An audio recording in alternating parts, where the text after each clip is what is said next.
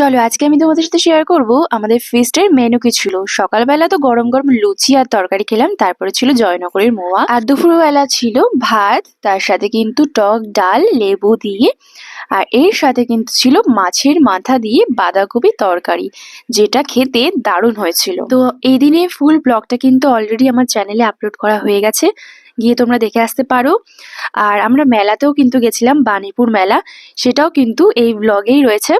তো আমার নামের ঠিক নিচে কিন্তু আমি ব্লগটা অ্যাড করে দিয়েছি, তোমরা ওখানে ক্লিক করে দেখে নিতে পারো। তো মাছের ঝাল দিয়ে কিন্তু ভাত খাওয়ার পরে চলে এসেছি এখানে চিকেন, আর আমি কিন্তু চিকেন লেগ পিস পেয়ে গেছি। প্রত্যেকটা রান্নাই কিন্তু খুবই সুন্দর হয়েছিল, আর বেশ ভালোভাবে কিন্তু আমরা ছাদে বসে খাওয়া দাওয়া করেছিলাম, ব্লগটা দেখলেই তোমরা বুঝতে পারবে। তারপরে ছিল চাটনি, পাঁপড় আর 2 রকমের মিষ্টি। রসগোল্লাটা আমি খাইনি, আমি শুধু হালকা মিষ্টি যেটা ছিল সন্দেশ সেটা খেয়েছিলাম। তো এই ছিল আমাদের খাওয়া দাওয়া।